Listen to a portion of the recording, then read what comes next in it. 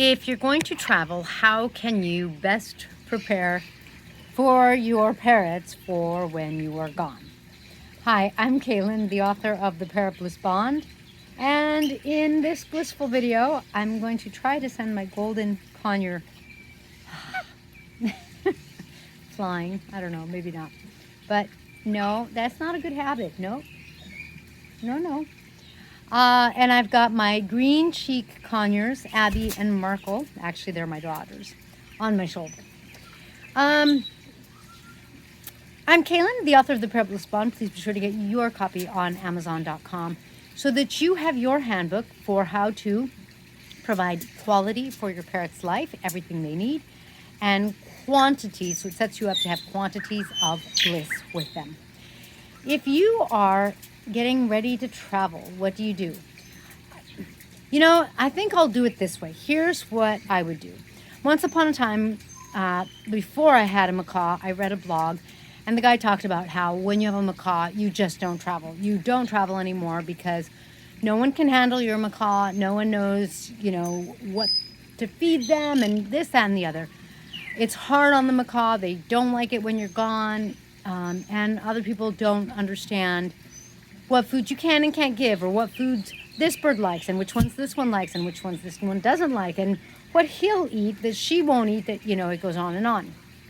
And if you have a couple of parrots, you know what I mean. If you have a couple of parrots, and depending on their size, my first choice would be to have them stay at someone's house that I trust. I would, ask if I can just bring them in their cage. I would make sure that, the access bowls, they're almost exclusively like this. The access bowls swing out so that the person can change their food and water and not have to open the cage. Unless this person is really comfortable and my parrot knows and is happy and comfortable with that person, I would just have my parrot, I would plan on them staying in their cage. Not my favorite, not what I do at home. Most of my parrots, as you can see, have an open door policy. They're allowed to come out. They're even allowed to come out back here, but the macaws are usually out back here, and everyone's like, I'm not going where those monster velociraptors are. Girls, no thank you. So even though I really like to let my parrots come out, stretch their wings, get a little exercise, get a little fun, get some sunshine, I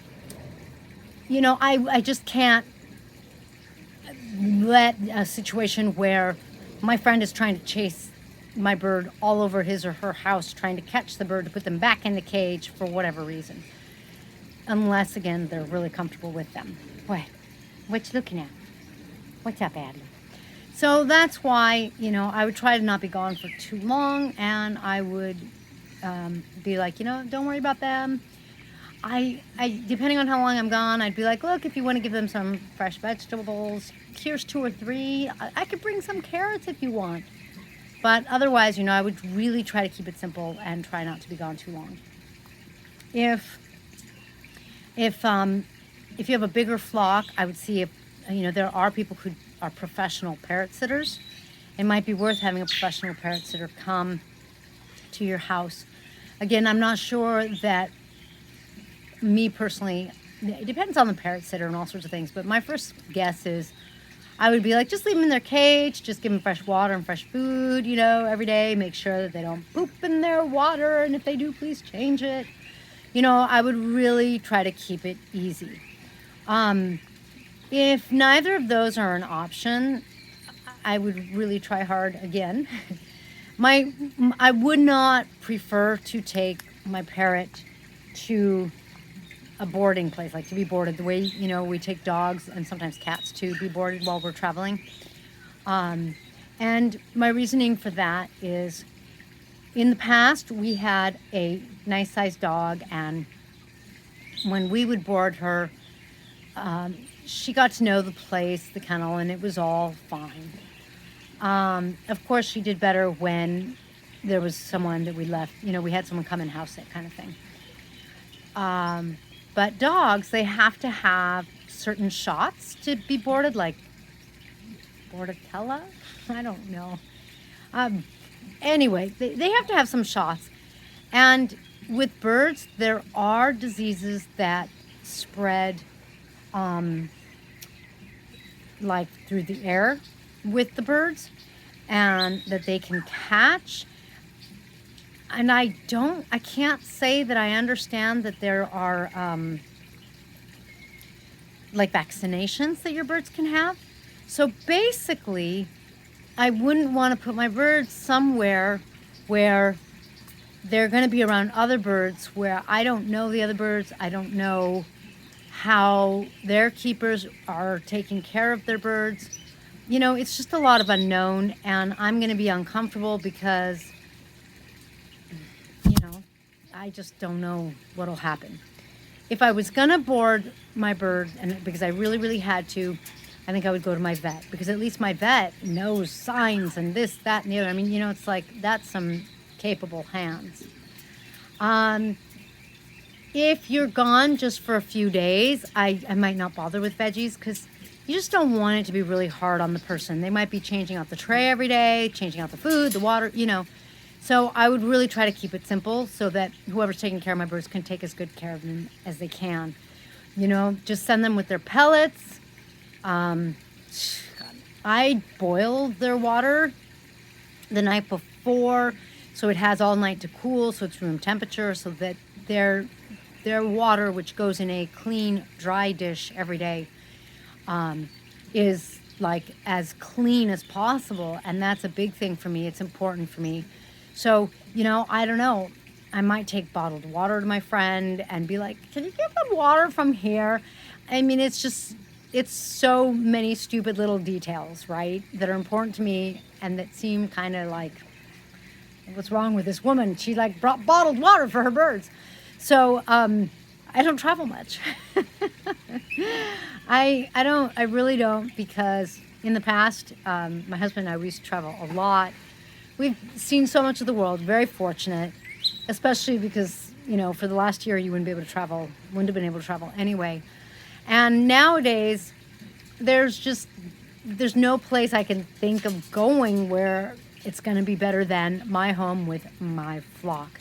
I really enjoy my flock. I really love my birds. I expend a lot of time and energy taking care of them. So, you know, that doesn't mean you shouldn't travel. Please don't misunderstand me. I'm not saying anything like that. I'm telling you that my flock is big enough and everything that it would be hard to travel. I did travel once last year. I had someone who I was comfortable with who came and changed their waters and changed their food, that kind of thing. And we did go down to Miami for a night of relaxation, just, you know, the family getting away. And I took some parrots with me. That's right. Because I had some baby parrotlets that I was hand feeding. And so they went with me. That's the way it goes. I travel with burb when I have babies that I'm taking care of, that kind of thing. I would travel with my Demogorgon, my yellow-naped Amazon, because she is like my soulmate. But, you know, she's a little harder to travel with, and so that gets a little more complicated. When we traveled, we just checked the hotels, checked for a pet-friendly hotel. Most hotels that'll accept dogs will accept your bird. I don't know if like you could come in with a big macaw, two hyacinths. Like I don't know what their limits are or are not. You know, I just had babies, so it's like I don't think anyone even knew that I came in with anything. And we took our Chihuahua with us too. I'm sure they noticed the Chihuahua. They probably didn't even know I had birds. So try not to be gone for too long, because your flock is gonna miss you. It's just what they do. In nature, they're like this. This is typical green cheek conure behavior. This is my symbol for green cheek conure. It's like they're always right next to each other. They're attached at the feather. So even though not all parrots are quite so attached, they are very connected to their flock. They expect to be with their flock 24/7, and at least like with one flock member. That's one of the reasons they are so loud, so that their flock can hear them and they can find each other. I hope you have enjoyed this blissful video on traveling without verb. If you have any questions about parrots, please be sure to comment below or message me on Facebook, Instagram, or on my website at parrotbliss.com. And I will catch you in the next feathered video, where today they're so quiet. There's nothing wrong with them, but it's like, what's wrong? 3 parrots and no squawking. It's birdie nap time, that's why. Thanks. I will catch you next time when I hopefully am not being told by my dentist that it's time to come see my dentist. I swear it's not time yet. Thanks. Catch you next time.